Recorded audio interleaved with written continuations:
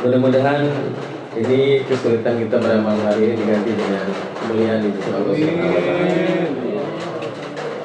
Salawat dan salam tidak lupa sama-sama kita sampaikan kepada baginda Nabi besar Muhammad sallallahu alaihi wasallam, juga kepada para keluarganya, para sahabatnya, insyaallah sampai kepada kita selaku umatnya.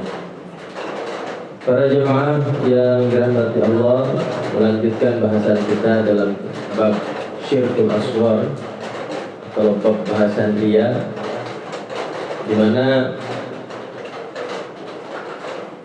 bahasan dia ini sebagaimana yang sudah disampaikan dalam hadis yang sebelumnya, di antara bentuk Syirkul Asghar itu adalah sebagaimana hadis yang diriwayatkan Imam Al-Baihaqi tentang kalau ada orang yang membaguskan sholatnya, mempercantik sholatnya di hadapan orang banyak,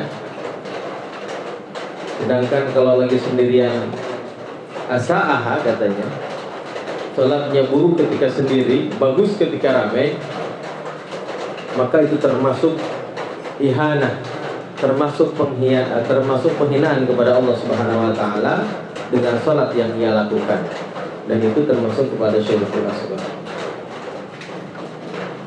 Berikutnya hadis yang diriwayatkan oleh Imam Ahmad dan Imam Muslim. Rasulullah bersabda, Inna awalan nas yuqdu alaihi yawmal qiyamah rajulun ustushhida. Bahwasanya orang yang pertama kali diputuskan, orang yang pertama kali diputuskan pada hari kiamat adalah seorang laki-laki, atau di sidang pertama kali, yaitu adalah seorang laki-laki yang meninggal syahid, yang matinya mati syahid. Fa'utiya bihi fa'arafahu, lalu kemudian ia didatangkan, dihadapkan ke hadapan Allah Subhanahu wa taala. Fa'arafahu, maka Allah memperlihatkan kepadanya nikmat-nikmat yang akan dia peroleh. Fa'arafaha, maka ia pun melihatnya. Qala, lalu Allah bertanya kepadanya, fama amilta fiha, ya, apa yang kau lakukan untuk mendapatkannya? Qala, lalu si laki-laki ini menjawab, qataltu fika hatta ustushhidtu, aku telah berperang di jalanmu sampai aku mati dalam keadaan syahid. Qala, lalu kata Allah, kadzabta, engkau telah berbohong. Walakinnaka qatalta liyuqal jari'un ay syuja'un faqad qila. Bohong kamu.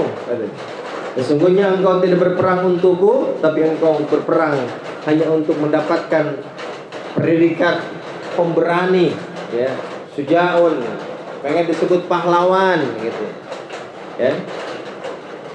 Faqad qila, dan itu sudah engkau peroleh. Ya, disebut pemberani sudah di dunia, disebut pahlawan sudah. Ya.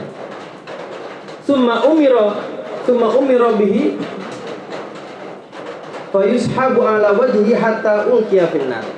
Kemudian ia diperintahkan untuk dibawa oleh malaikat, fa yushabu, diseret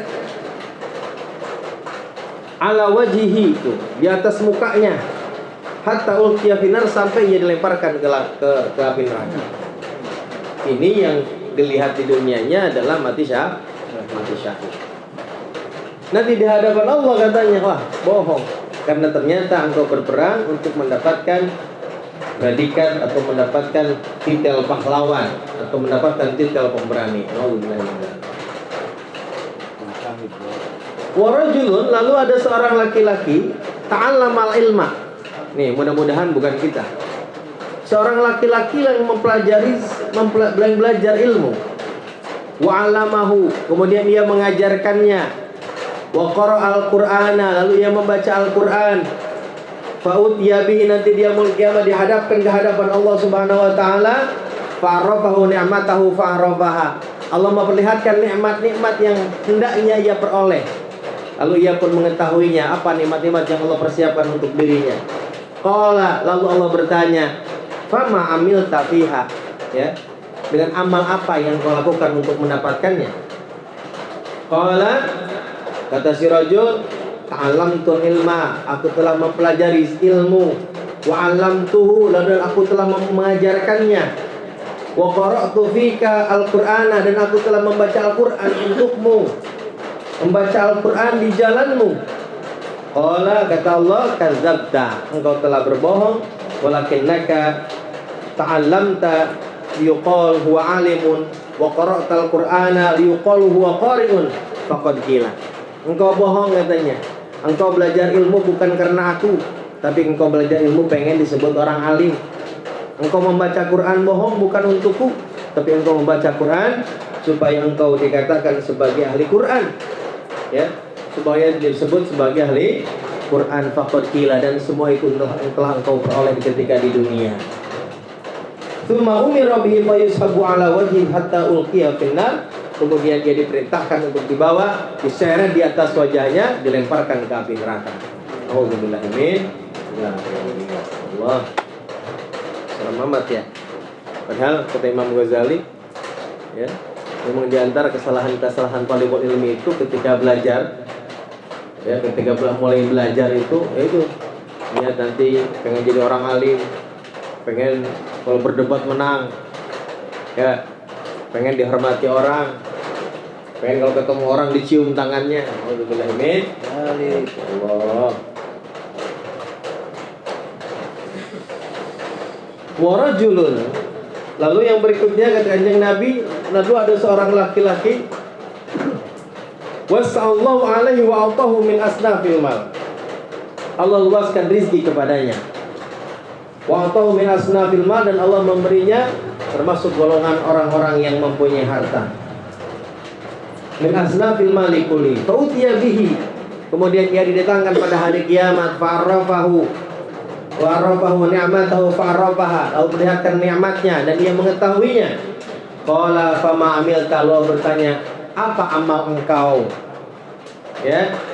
Qala, lalu si rajul mengatakan, ma taraktu min sabilin, tidak ada satu jalan pun yang aku tinggalkan, tuhibbu an yunfiqa fiha laka, yang engkau sukai, yang engkau cintai untuk menginfakkan harta di jalanmu.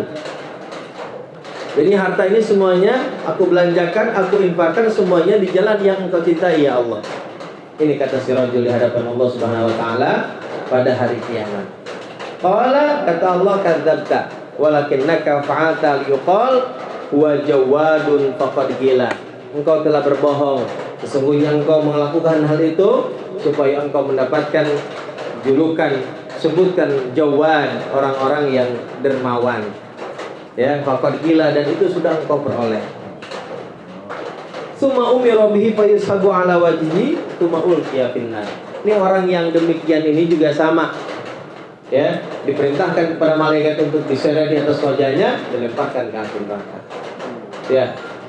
Jadi semua kita ini dengan profesi apapun, semuanya berpotensi bahwa amal kita, ya, dicampuri atau dikotori dengan riya. Orang yang punya harta juga tidak lepas dari riya. Orang yang punya ilmu juga tidak lepas dari riya.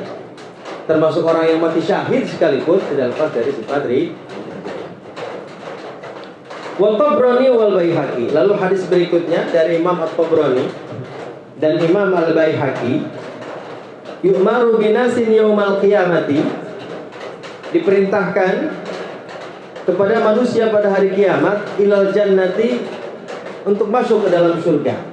Jadi malaikat diperintahkan untuk membawa manusia dari surga untuk masuk ke dalam surga.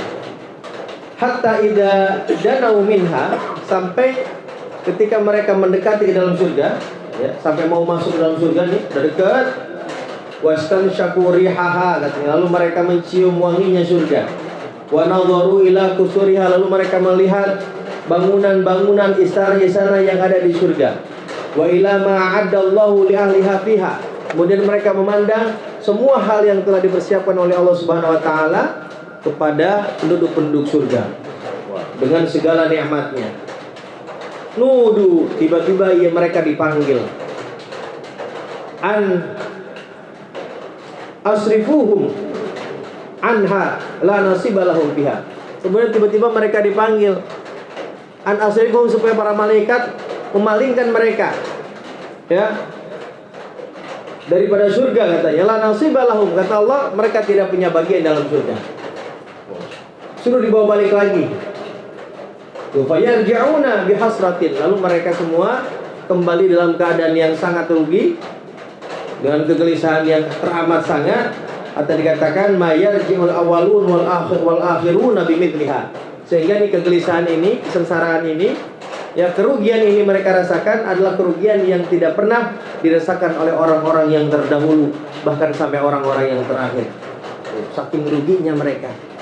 Lalu mereka mengatakan, fayaqulun, lalu mereka mengatakan, Rabbana, wahai Tuhan kami, lau adkhaltana an-nara qabla an turaina, kalau engkau memasukkan kami ke dalam api neraka sebelum engkau memperlihatkannya kepada kami,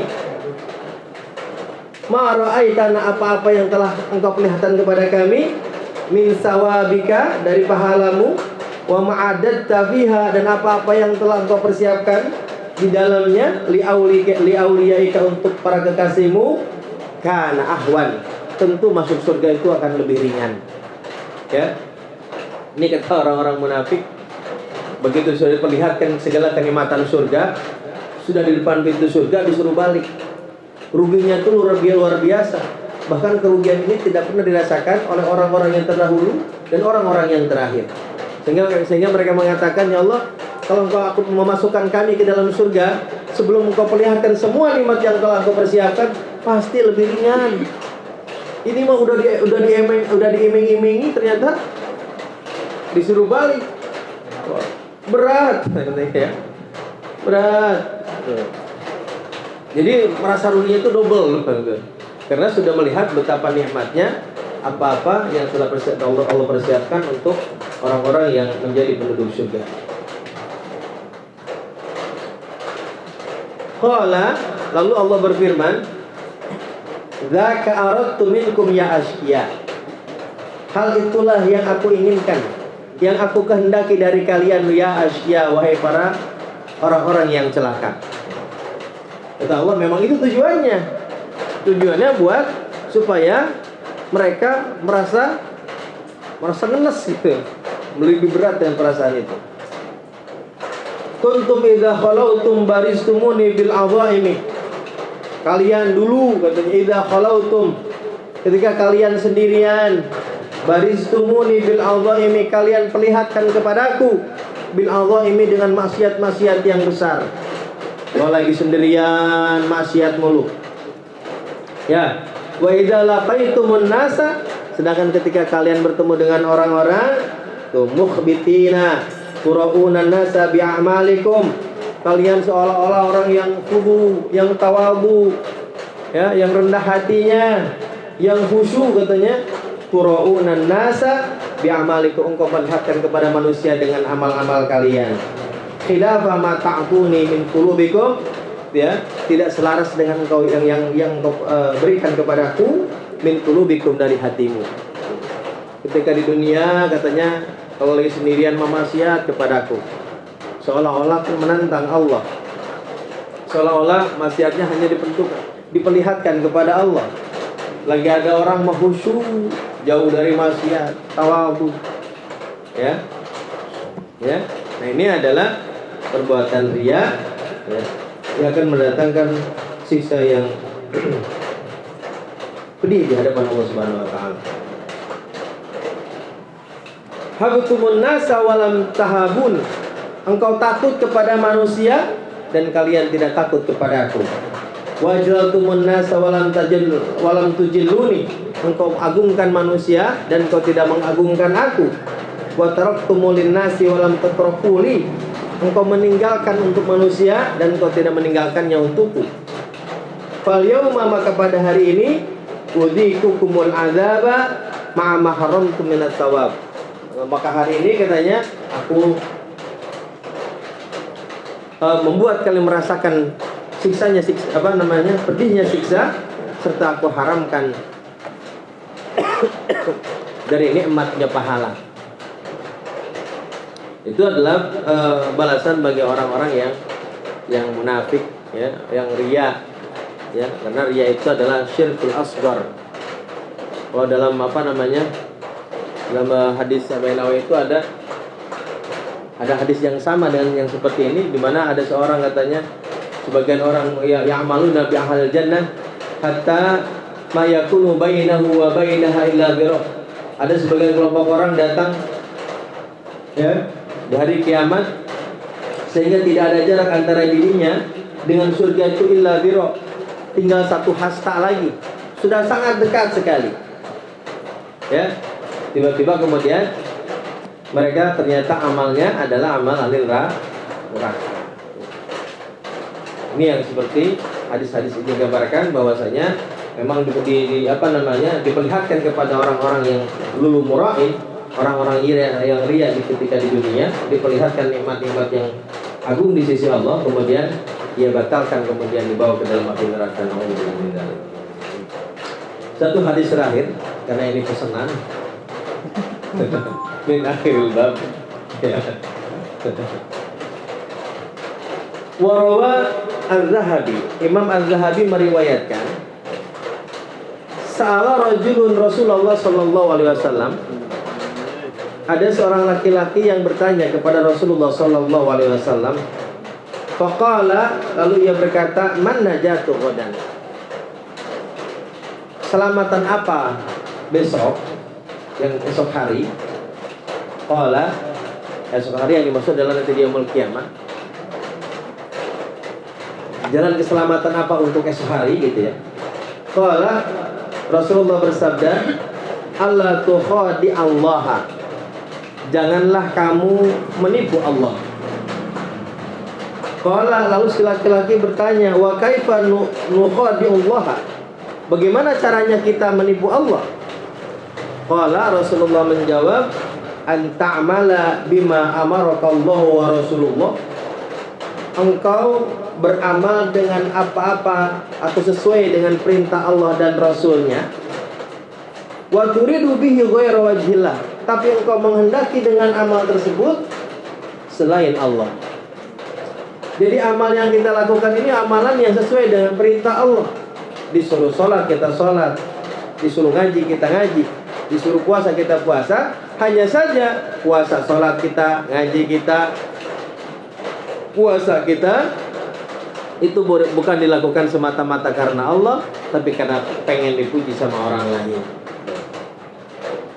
Fattaqur riya, lalu katakan yang Nabi, fattaqur riya, ya, maka berhati-hatilah kepada riya, takutlah kamu kepada riya, jaga dirilah kamu daripada riya.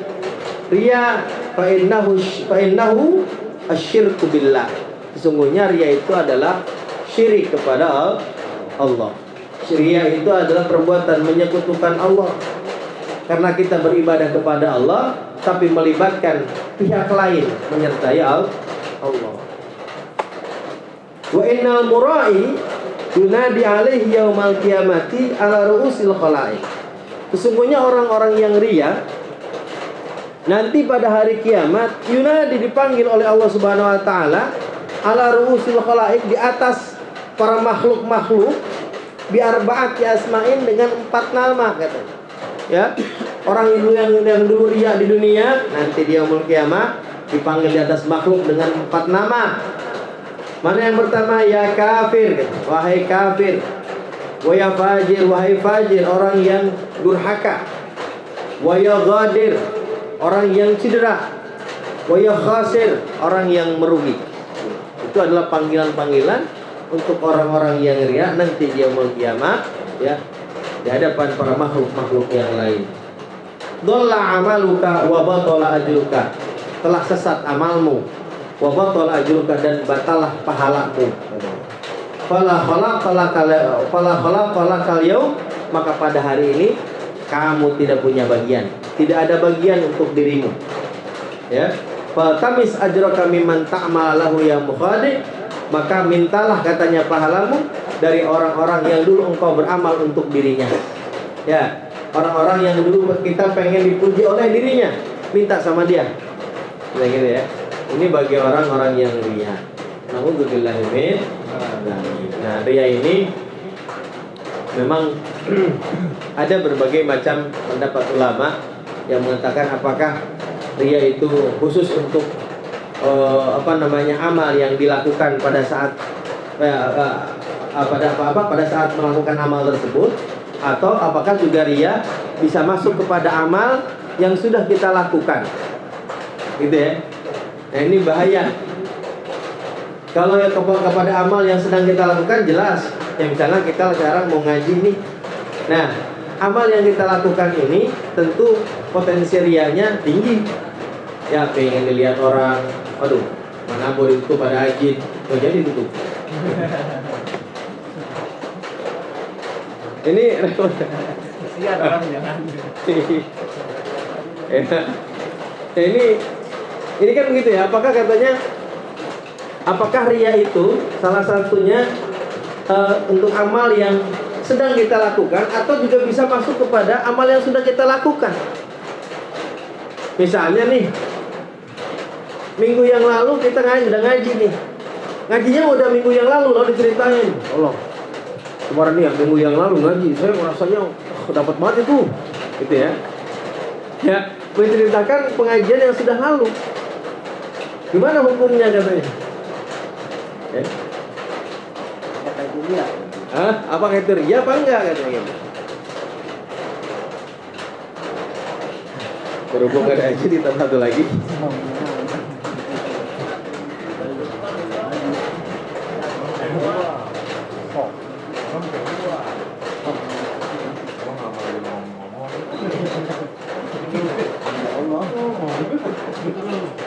An-riya al-madhmumu iradatul amil bi ibadatihi ghairu wajhillah.